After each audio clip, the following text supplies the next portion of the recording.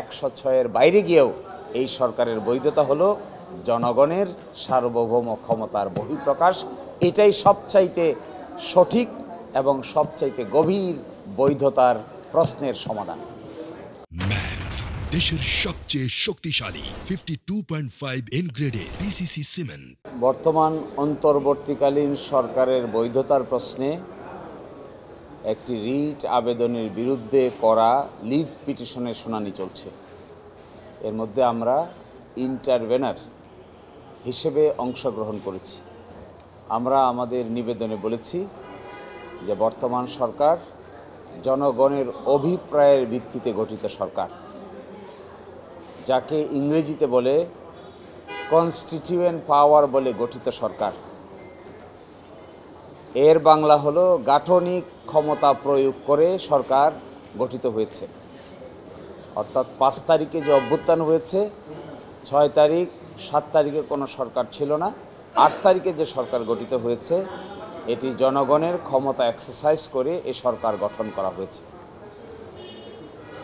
এবং এই সরকারের 3টা ম্যান্ডেট, একটা বিচার, একটা সংস্কার আর একটা নির্বাচন, এবং এরই আলোকে সরকার পরিচালিত হচ্ছে।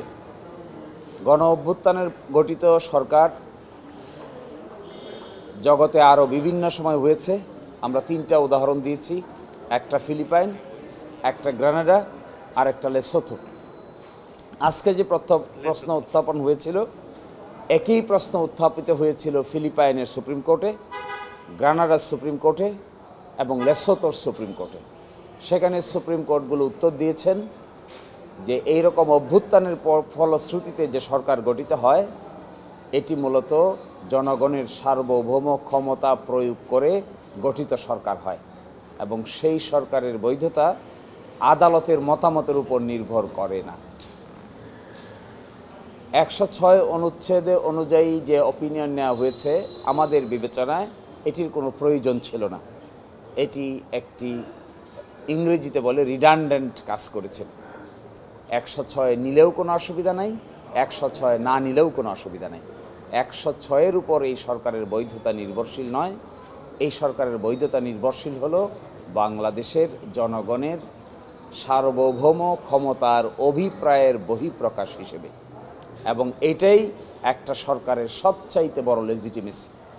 কেউ যদি বলে এই সরকার কিসের উপর দাঁড়িয়ে আছে, এই সরকার দাঁড়িয়ে আছে জনগণের ইচ্ছার বহিঃপ্রকাশের উপরে। এবং সারা দুনিয়ায় আমরা রিসার্চ করে দেখিয়েছি, সারা দুনিয়ার কোথাও গণ অভ্যুত্থান হওয়ার পরে সরকার গঠনের জন্য আদালতের কাছে আসা হয় না, জনগণ নিজেরাই সরকার গঠন করেন। এখানেও তাই হয়েছে, সকলে মিলে কনসেনসাসের ভিত্তিতে সরকার গঠিত হয়েছে। এখানে আদালতের মতামতের পক্ষে বিপক্ষের কোনো প্রশ্ন জড়িত নেই। কারণ আপনারা দেখবেন বাংলাদেশের যে প্রধান বিচারপতি নিয়োগ হয়েছেন, বাংলাদেশের যে প্রধান উপদেষ্টা নিয়োগ হয়েছেন, তাদের নিয়োগপত্রের মধ্যে খুঁজে দেখবেন কোথাও 106-এর কোনো রেফারেন্স কেউ দেয় নাই। ফলে বর্তমান সরকার ইজ এ লেজিটিমেট গভর্নমেন্ট। এটি একটি বৈধ সরকার, এবং বৈধতার ভিত্তি হলো জনগণের ইচ্ছা, জনগণের অভিপ্রায়, জনগণের সার্বভৌম ক্ষমতার বহিঃপ্রকাশ। এই ধরনের সরকার পৃথিবীতে যেখানে গঠিত হয়েছে সেই সমস্ত জায়গায় অত্যন্ত শক্তিশালী সরকার গঠিত হয়েছে। এই জন্যই তারা সংস্কার করতে পারছে, এই জন্যই তারা বিচার করতে পারছে, এই জন্যই তারা নির্বাচনের আয়োজন করতে পারছে। এই কথাই আমরা আদালতের সামনে উপস্থাপন করেছি। আপনি পাশাপাশি বলেছেন যে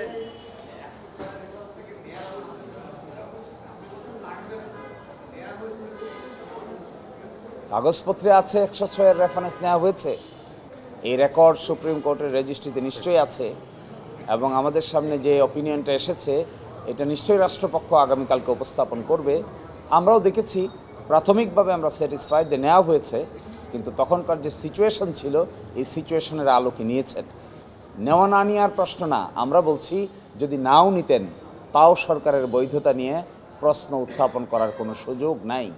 106-এর বাইরে গিয়েও এই সরকারের বৈধতা হলো জনগণের সার্বভৌম ক্ষমতার বহিঃপ্রকাশ। এটাই সবচাইতে সঠিক এবং সবচাইতে গভীর বৈধতার প্রশ্নের সমাধান।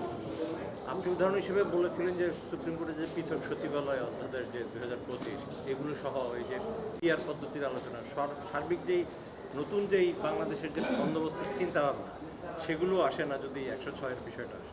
হ্যাঁ, আপনারা দেখবেন জুলাই চার্টার হয়েছে, জুলাই গণ অভ্যুত্থানের পরে জুলাই চার্টার প্রণীত হয়েছে, স্বাক্ষর করা হয়েছে, এটি আবার গণভোটে যাচ্ছে, একটি আদেশ হয়েছে। তো এই সমস্ত আদেশ কি 106 দিয়ে দিতে পারবেন? এই সমস্ত আদেশ তো দিতে হবে জনগণের গাঠনিক পাওয়ার বলে, এবং এইটাই যে দ্বিকক্ষ বিশিষ্ট পার্লামেন্ট হতে যাচ্ছে, এই দ্বিকক্ষ বিশিষ্ট পার্লামেন্টের উচ্চকক্ষ হবে, নিম্নকক্ষ হবে, এটি তো বর্তমান সংবিধানের পার্ট না। কি করে করবেন আপনি?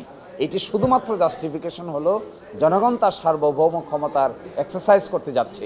এই জন্য যে আদেশটা জারি হয়েছে, জুলাই সনদ বাস্তবায়ন সংবিধান সংস্কার আদেশ 2025, এর শুরুতে দেখবেন লেখা আছে যে জনগণের সার্বভৌম ক্ষমতার ইচ্ছার বহিঃপ্রকাশ হিসেবে এই আদেশ জারি করা হলো।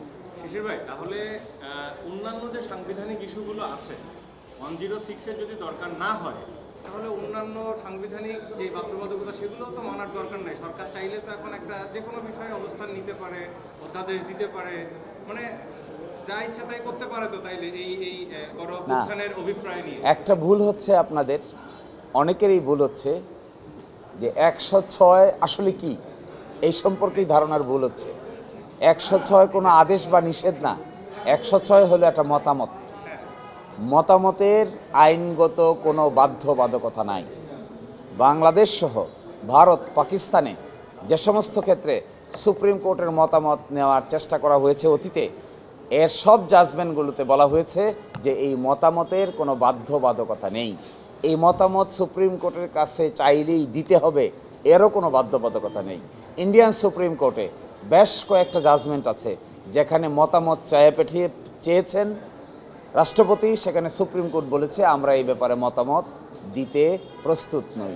সুতরাং মতামত ইজ এ মতামত, কিন্তু আমরা মতামতকে এখন বানিয়ে ফেলেছি, বাধ্যবাধকতার পর্যায়ে নিয়ে গিয়েছি। এই জন্যই এই সমস্যা দেখা দিচ্ছে। এই জন্য মতামত এই সরকারের মূল বিষয় নয়, এই সরকারের মূল বিষয় জনগণ, এই সরকারের মূল বিষয় সার্বভৌম ক্ষমতা। এইটাই সবচাইতে বেশি বাস্তব সত্য কথা।